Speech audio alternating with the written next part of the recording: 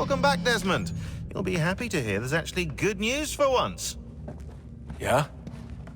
I've managed to locate a power source, and it's relatively close by. Up for a trip to Manhattan? Is it safe to leave? Abstergo's gotta be looking for us. Obviously, it's not safe. Can't exactly sit around here hoping to get lucky, though, can we? We need that power source. Besides, I'm sure you can cook up some way to hide our movements. Maybe. The Templars have access to all kinds of satellites and camera systems. We'll need to find a way to mask our digital signature. I can probably camouflage the van, too. But there's not much I can do for us. That's an easy one.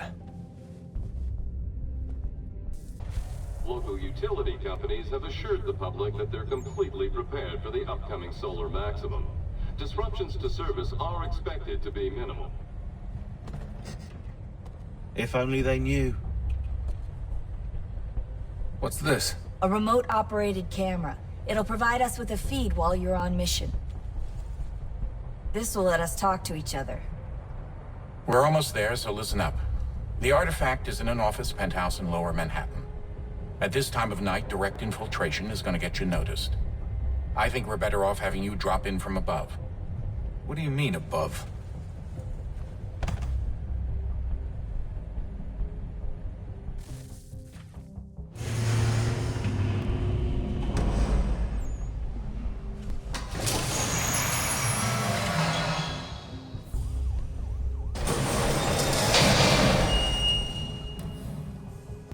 Can you hear me? Testing. 1, 2, 3. Yep, read you just fine. Now why don't you power up the camera?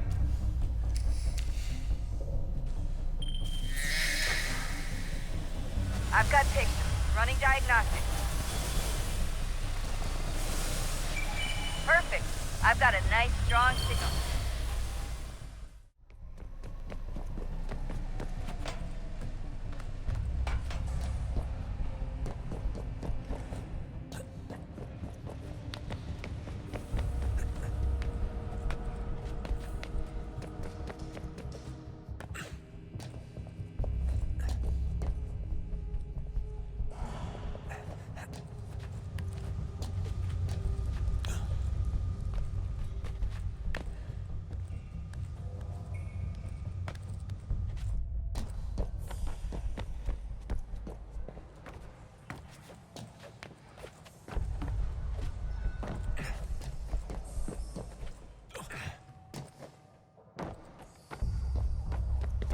Oh, that's hold still. That's a lovely view. Seriously, Sean? Fuck you.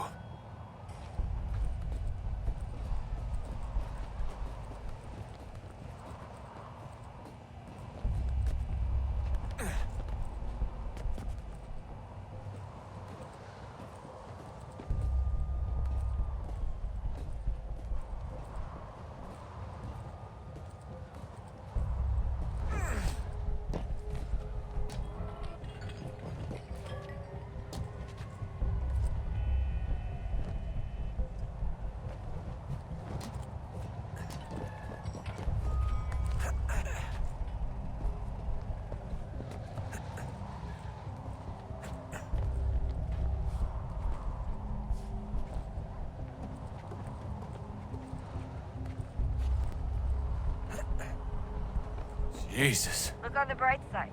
No security to worry about. And on the not so bright side, the slightest misstep means you're effectively paced. Shut up, Sean.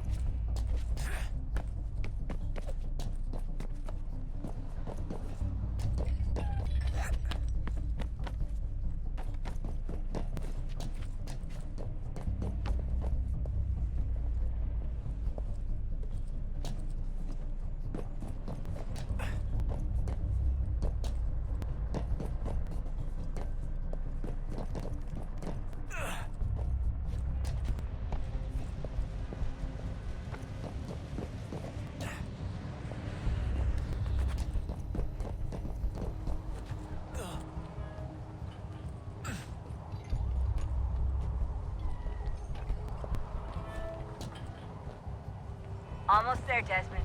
Once you reach the top of the lit-up crane, you should be high enough to make the jump. It'll be fine, don't worry. Well, you might want to worry a little. I'm pretty sure she was high when she was running the numbers. Sean! A joke. It was a joke. Or was it?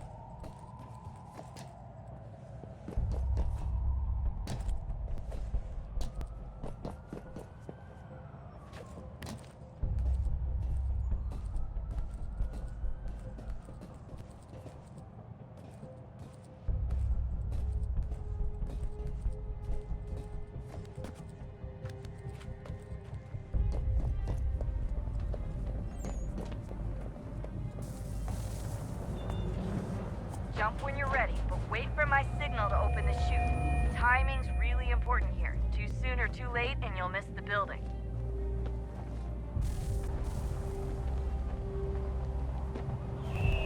Now, open your chute.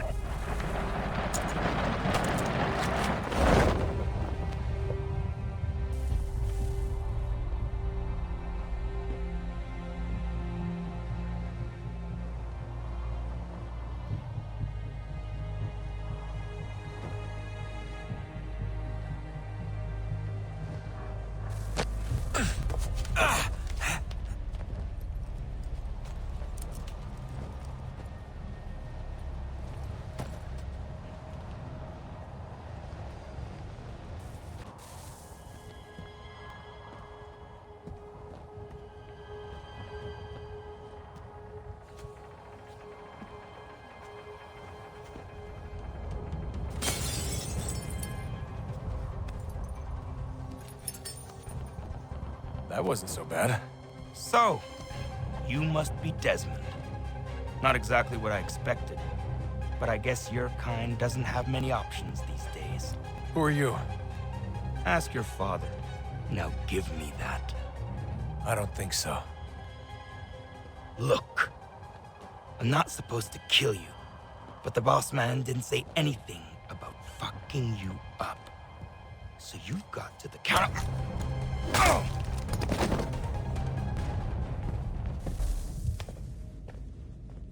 So who the hell is Daniel Cross? Believe it or not, he used to be an assassin.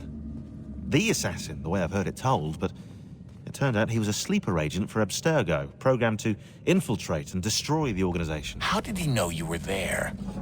We could be compromised. They must have caught me snooping inside their network and sent Cross to see what we were after. If they were aware of our current location, we'd know. Though, I will say this, it doesn't bode very well for future expeditions. I've set up some cameras topside. If anyone shows up, we'll see it. I'd suggest you go see about finding a socket for that power source. Or we can return to Connor if you prefer. All the artifacts in the world won't mean a thing without the key.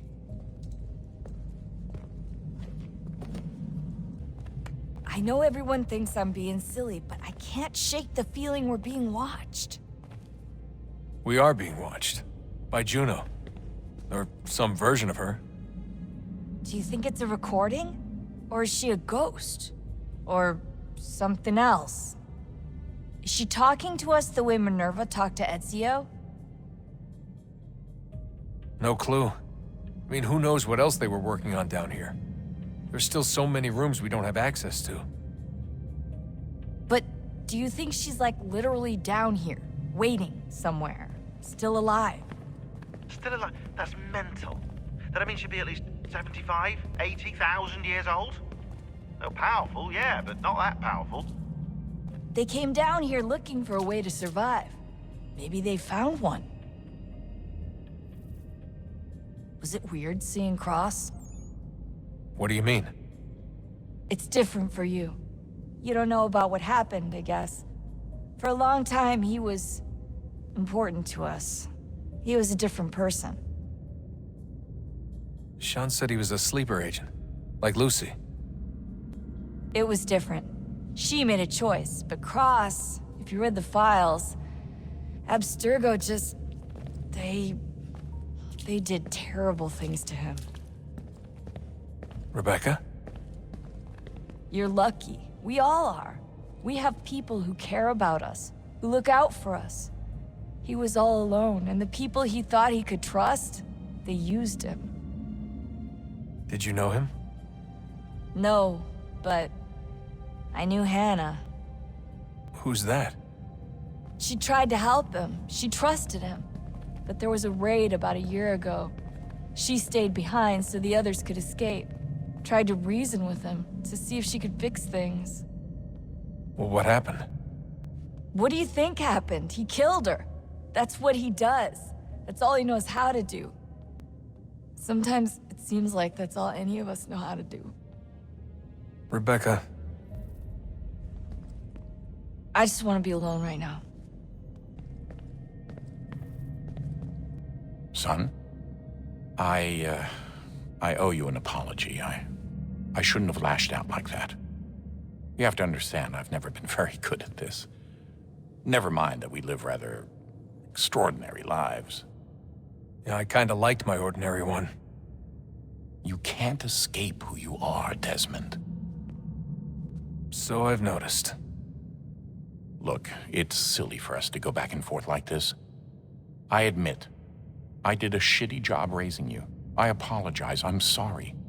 But it's important you understand it didn't come from a bad place. You're my son. I love you. I guess I was so busy trying to make sure nothing bad happened, I didn't consider the consequences. Truce. I can't believe it's taken me so long to ask, but... how's Mom? She's not... No. Your mother is fine. We decided it was safer if we split up for this job. always assuming the worst. For good reason. Can I at least say hi to her? I'm sorry, it's too risky. Maybe when we're done. Right. When we're done. Ah, Desmond, there you are. Can I ask a favor? Maybe. When this is all over, I'd like to try turning the dial back on the Animus. Like, all the way back. To the time of the first civilization. You think it would work? There was no real loss of fidelity when you visited Altair. Then again, that was about 1,000 years ago, and I'm looking at going back at least 70,000 more. Sure, I'd be up for it. It'd be interesting to see what things were like back then. Excellent. I think it would prove most enlightening. So this is how it started. What are you up to? Just brushing up on my American history. Well, I say history. They certainly teach you strange things in the States. Like what? Well, for all the talk of this being a revolutionary war, it was a civil one. Well, not that kind of civil. I mean, there was no America versus Britain. It was Brit on Brit action. And you can clearly see how the whole thing got started. One war gave birth to the other. You mean the 7 Years' War? Exactly. Seems the Crown overspent in its attempt to keep the French out, wound up with a great deal of debt. Believing that the colonists should help to shoulder the burden, new taxes were created. It was a reasonable request, even if Parliament was rather, well, undiplomatic about it. Well, it's not really fair to tax people for a war they didn't want any part of. What? Didn't want any part of? Did you not notice George Washington with Edward Braddock? He was right there in the middle of it. So here you have the Crown spending who knows how much money to secure a place for the colonists to thrive, and then, when they ask for a little bit of help... Right, look, think of it this way. King George and the colonists, they all go out to dinner, right? And when the bill comes, George asks for them to kick in and pay their share. Fair enough. Now keep in mind, he's been taking them out to dinner gratis for decades now. But the colonists, oh no, they insist they only had a glass of water and a side salad. Never mind the table's full of half-eaten food and empty bottles of wine. Now when the king points this out, what do the colonists do? Oh, they flip the table over and they storm out the restaurant. Probably intending to return later and burn it down. You left out the part where the king pointed a gun at the colonists and asked them to cover dinner for everyone in the restaurant. Right, yeah, interesting take. If he pulled out a gun, and I'm not sure he did, it would only have been after the 100th failed attempt at getting them to pay their fair share. But how do you define someone's fair share? Oh, well, with a war, apparently. I wonder how many other places like this exist. There are dozens of them, all over the world. And somehow no one's ever found one before us. I don't think that's true. Oh? When I was at Abstergo, Vidic talked about silencing discoveries made by non-Templars. And I'm sure Abstergo has dug up plenty. The things they must know. Regretting throwing in with us? No. Looking forward to when we can finally trounce those bastards so I can dive into their archives. Oh, I think I found a lead on another power source. Later, Desmond. I'm in the middle of something very important right now. That's a rule. Just follow that as a rule. Have we ever tried to make peace with the Templars? Throughout our history, there have been moments. Several, in fact. But it's impossible. There are existential differences, insurmountable. If there were to be unity, it wouldn't be a truce so much as a submission. But knowing what's about to happen, wouldn't it make sense to try and talk to Vidic? Come to an arrangement, even if it's only temporary? We'd all be so busy watching our backs, nothing would get accomplished. Imagine that. We're more productive at war. Well, have we ever tried sending in someone? Doing to them what they did to us with Lucy? Or Cross? We have, and it's never worked. We've sent people who were either too weak and found themselves turned, or too strong and were unable to carry out the charade. I just feel like we all want the same thing. We use the same words, but that's all they are, words. In the end, it all comes down to freedom. We seek it, they detest it. And so there's never an end to the fight. Not until one side is completely gone. Is that even possible? Probably not. Our two groups have existed in one form or another since, well, since forever. But things can be better than they are. And that's something. Did you look for me, Dad? When I was gone? Every day. Come on. I mean it. Every night I'd look, searching for your name or variations of it, hoping you'd slip up. Abstergo only found you first because they had better access. A few more days and it would have been me. Well, I'm here now. And I'm glad. Do you think Lucy regretted what she was doing? I used to think I knew her well, but clearly that wasn't the case. So I really can't give you an honest answer. She seemed so sincere, though. Like she really wanted to make a difference. Yes, well, when I first met him, I thought the same thing about Cross. It just keeps happening over and over again. What does? Everything. Don't get weird on me, Desmond. No, it's fine. I'm fine. Don't worry. All right, then. You should think about getting back in the Animus. We've got to find that key.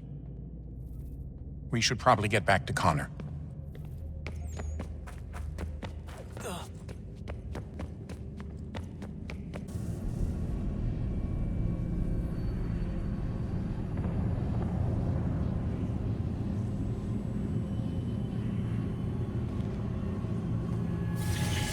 In the beginning, when we thought we could be saved, we sought to face the sun's wrath and contain it.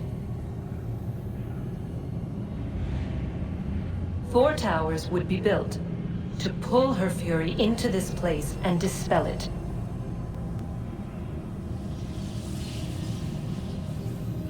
But even with all we knew, with all we had, it would take too long. 1,000 years we could labor and still the work would not be done. The first tower was never completed. The project abandoned. We moved on. But while we labored on other endeavors, a few returned. They thought to automate the process. Metal might finish what flesh could not.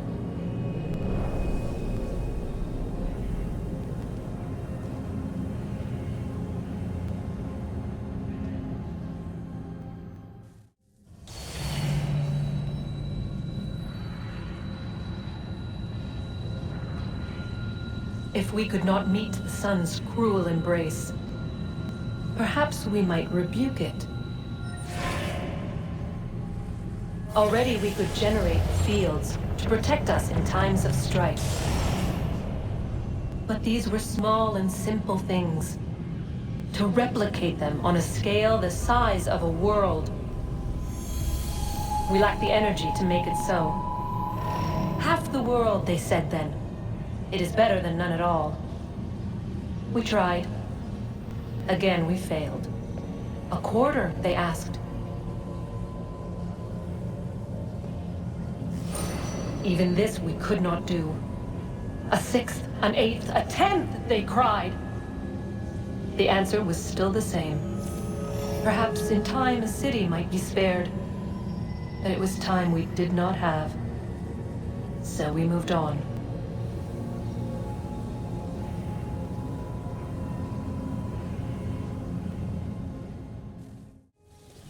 Wonder what's inside. Only one way to find out.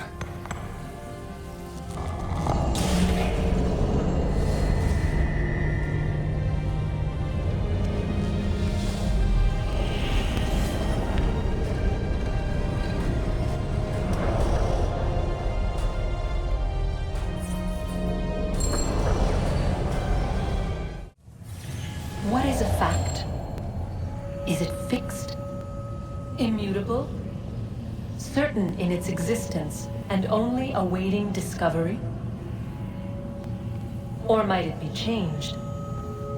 Here we learned the answer and thought that it might save us. They were used to command, to control, to own. But we soon discovered another use. When enough sat in thrall and were told to believe, their thoughts took on form. What was imagined became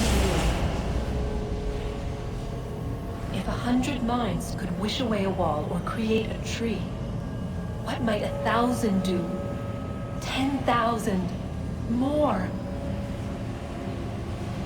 Might we change the consensus and will the threat away? We resolved to send one into the sky where it might illuminate us all. Once placed, a sentence would be uttered. Make us safe. In this way, we would change the consensus. We would save the world. But it never came to be. We sent a dozen of them skyward, but there was no way to maintain control, to direct the beam, to enthrall the world, to speak the words. Though this was strange and dangerous, what we tried next was worse.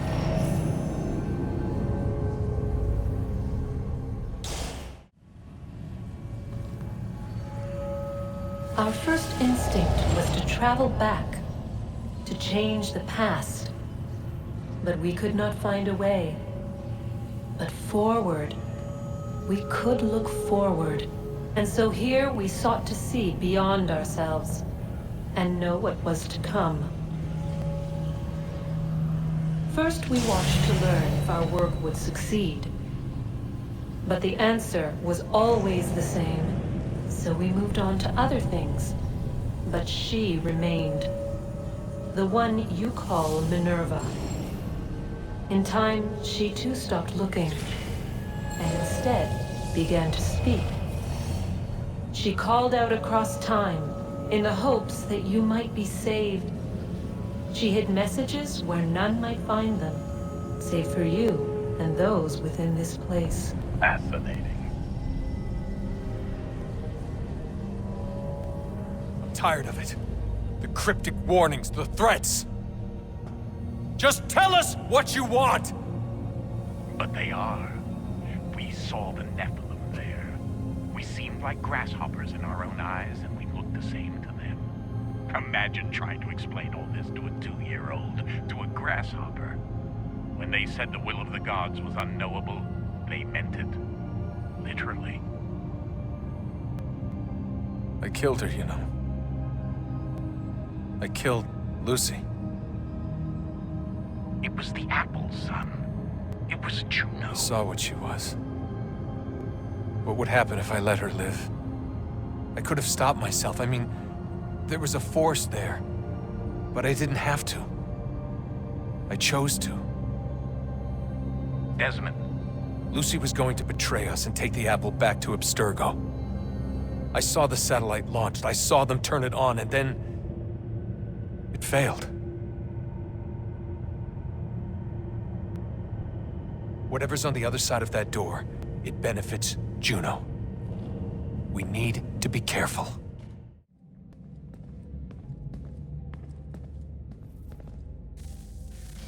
Good luck, Desmond.